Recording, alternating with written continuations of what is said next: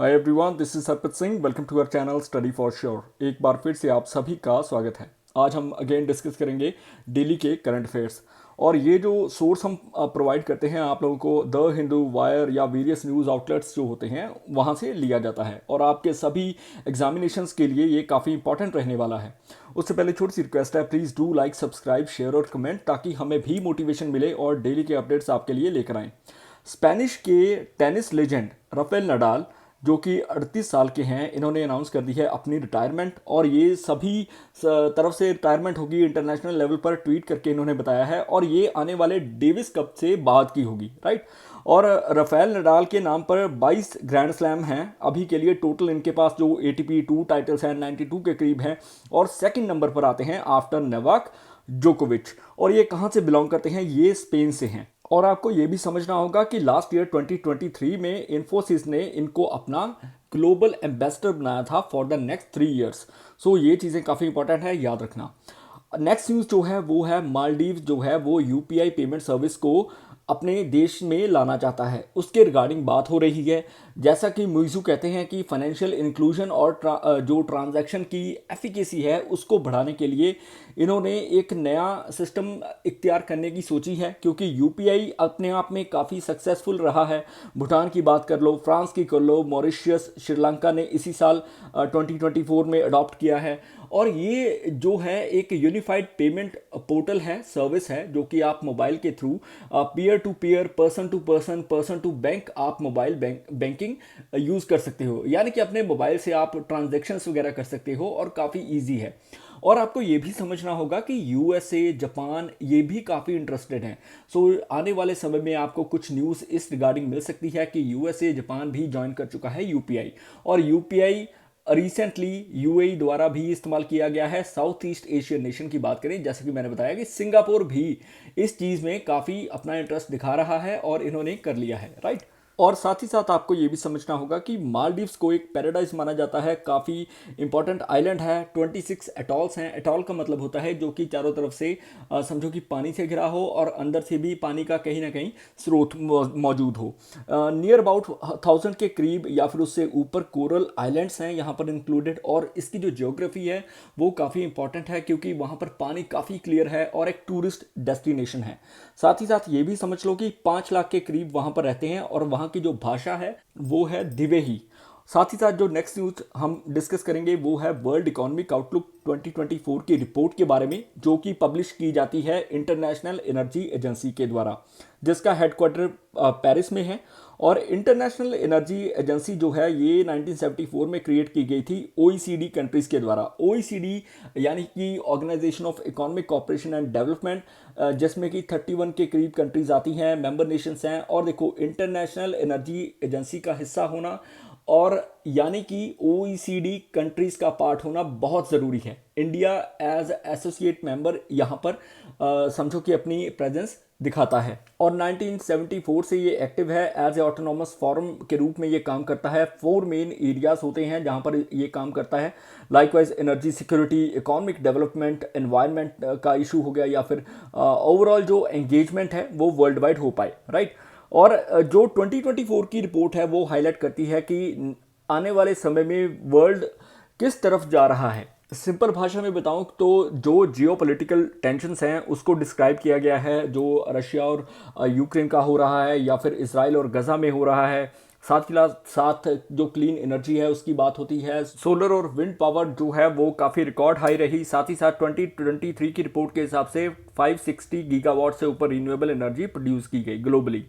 Electric vehicles की जो demand है वो बाय 2030 50% के करीब ऑल ओवर दी वर्ल्ड हो जाएगी। और आपको ये भी पता होगा कि बाय 28 यानी कि 2028 के हिसाब से वर्ल्ड थर्ड लार्जेस्ट जो वर्ल्ड की इकॉनमी है वो भारत बन जाएगा। एनर्जी की जो डिमांड है वो भी बढ़ रही है।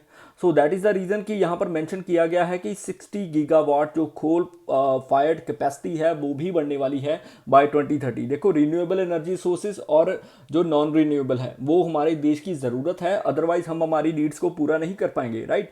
और ये भी माना जाता है कि बाय 2035 हमारे जो टारगेट्स हैं, जैसे 1400 गीगावाट तक इलेक्ट्रिसिटी प्रोड्यूस करना और by 2070 net zero emission nation बनना, सो ये चीज़ बहुत ज़रूरी है और इसके लिए गवर्नमेंट काम भी कर रही है।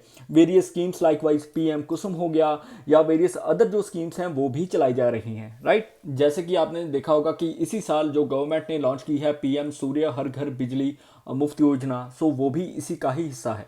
आपको पता होगा कि दीपिका कुमारी जो कि एक आर्चर हैं और इन्होंने आर्चरी वर्ल्ड कप में अगेन सिल्वर मेडल हासिल किया है वुमेन की रिकर्व कैटेगरी में। हालांकि हमारे 8 प्लेयर इसमें भाग ले रहे थे, बट द फैक्ट इज कि सिर्फ एक ही सिल्वर आ पाया। समहाउ दीपिका कुमारी का पहले भी प्रदर्शन काफ़ी ओलंपियन रही हैं, 4 टाइम इन्होंने काफ़ी बेहतर दिया है। लाइकवाइज 2011 में देख लो, 12, 13, 15, 24 में जब इनका सिल्वर आया था और 2018 में इन्होंने ब्रॉन्ज मेडल हासिल किया था। वहीं पर वर्ल्ड आर्चरी को 1931 में एस्टेब्लिश किया गया था। इसका हेडक्वार्टर लुजान जो स्विट्जरलैंड में है। वहीं पर इसकी मेंबर कंट्रीज 168 इसका हिस्सा है। डॉक्टर यूगुर अर्डनर जो तुर्की से हैं वो इसके अभी प्रेसिडेंट रहे हैं। और ये जो वर्ल्ड कप है ये 4 जगह पर हो पाया, जैसे कि शंघाई हो गया, देन जो यिंचियोन है साउथ कोरिया में, और अंताल्या तुर्की। जो फाइनल था वो मैक्सिको में हुआ था। अभी के लिए एक और न्यूज़ है जो कि नेशनल हाईवे के रिगार्डिंग है। NH44 को काफ़ी स्ट्रेच किया गया है। 4112 किलोमीटर लंबा ये हाईवे है जो कि श्रीनगर से कन्याकुमारी तक है, राइट।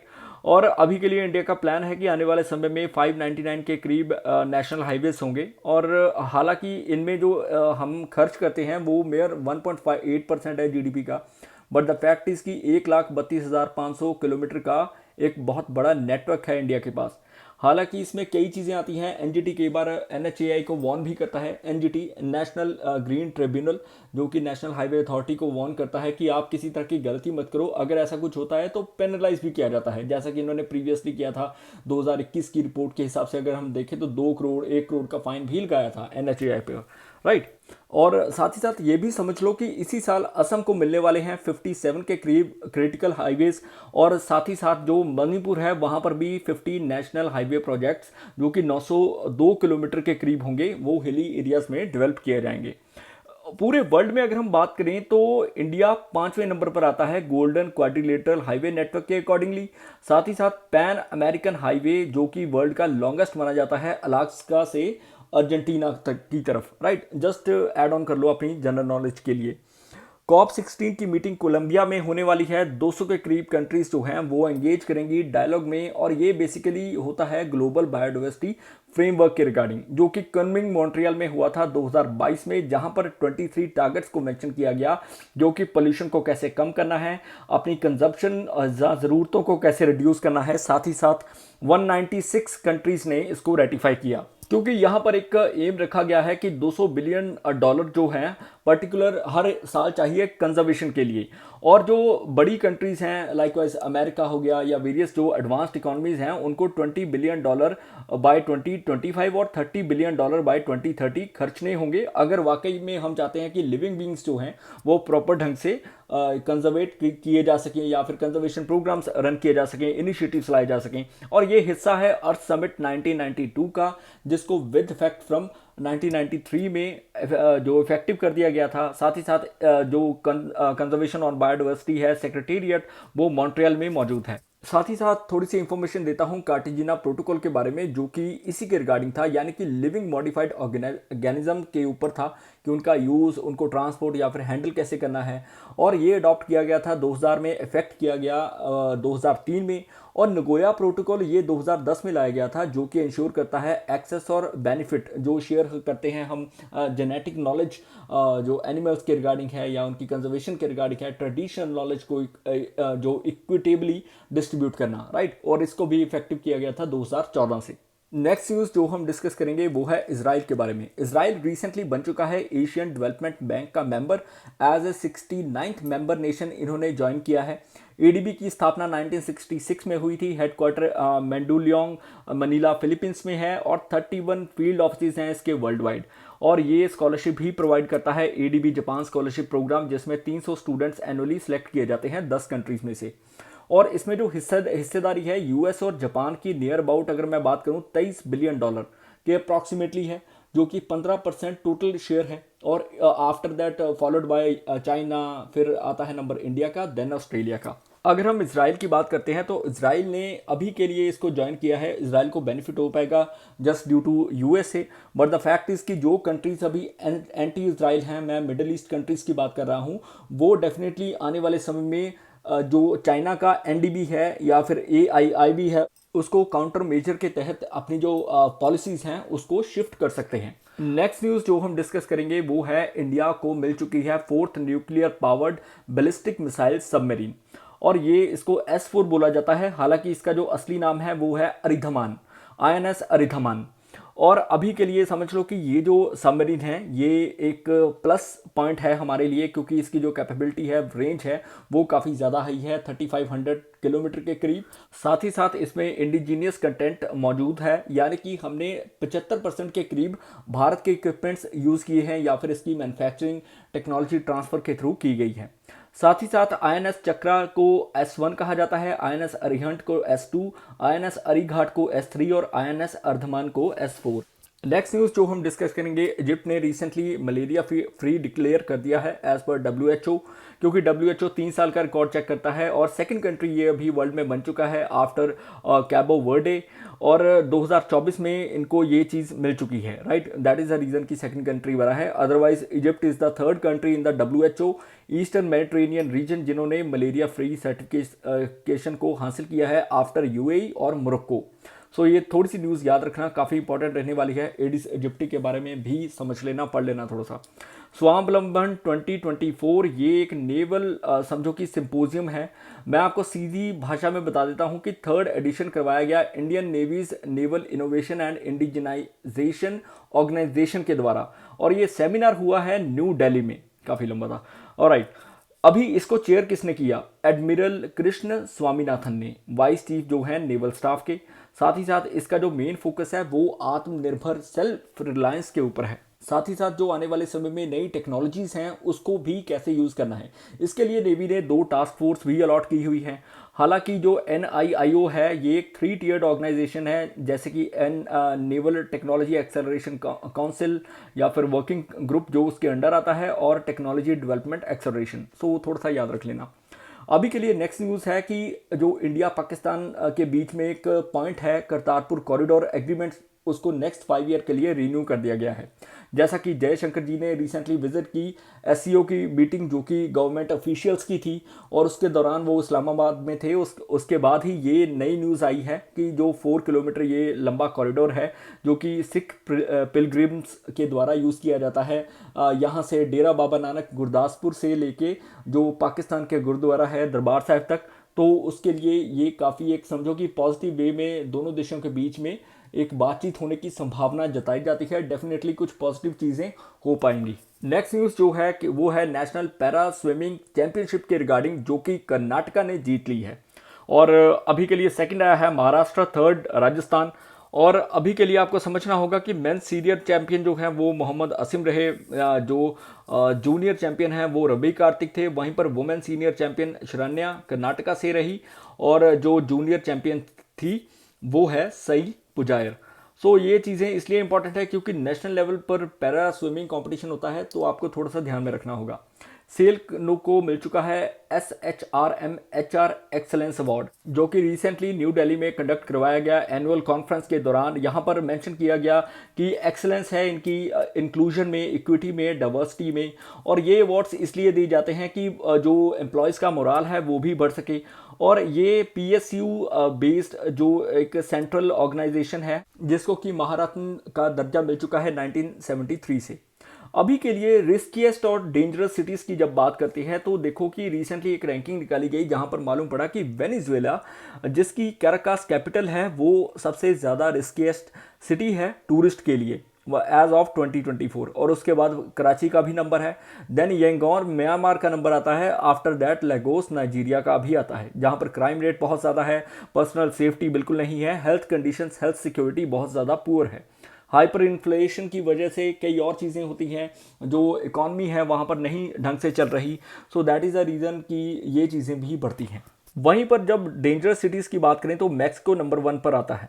और साथ ही साथ उसके बाद वेनेजुएला आता है। हालांकि ब्राज़ील में सबसे ज़्यादा डेंजरस सिटीज़ हैं, सो ऐसी रिपोर्ट भी निकाली गई थी, इसलिए अपडेट दी है। 149th असेंबली हुई है, रिसेंटली कंडक्ट करवाई गई इंटर पार्लियामेंट्री यूनियन के द्वारा। और समझो कि इसके रिगार्ड इसमें स्टेम की बात होती है, साइंस की बात होती है, जो टेक्नोलॉजी, इनोवेशन, इंजीनियरिंग या फिर मैथ्स, इसके रिगार्डिंग कोई भी प्रोग्राम वेरियस चलाए जाते हैं तो उसके बारे में बताया जाता है कि अभी के लिए बहुत ज़रूरत है मल्टीलेटरलिज्म की और cooperation in between the countries की।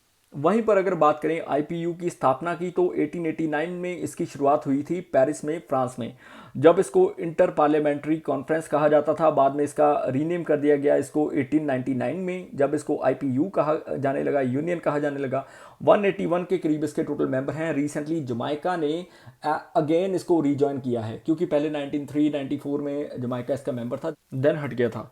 अभी के लिए जो लास्ट न्यूज़ है वो हम डिस्कस करेंगे Lokpal as a topic of the day. जहां पर ओम्बड्समैन की बात की जाती है तो स्वीडन को पायनियर बोला जाता है इस चीज़ में। 1809 में ये लोकपाल यानी कि ओम्बड्समैन इंस्टीट्यूशन लेकर आ चुके थे, जिसका मतलब होता है रिप्रेजेंटेटिव एजेंट स्वीडिश में।